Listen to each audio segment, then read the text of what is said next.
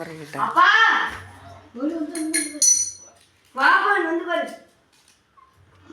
வா வா வந்து பாரு. தள்ளி விட்டுறதெல்லாம் எடுத்துட்டா இல்ல எங்க அப்பா விட்டோம். எரியுது. பா அப்படியே கொட்டி விடு. கொட்டி விடுக்கீங்களா?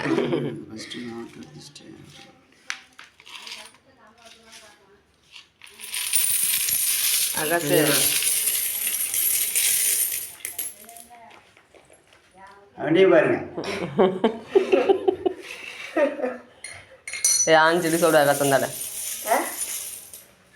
அங்கே நடுவில் வச்சுருந்து காய்ச்ச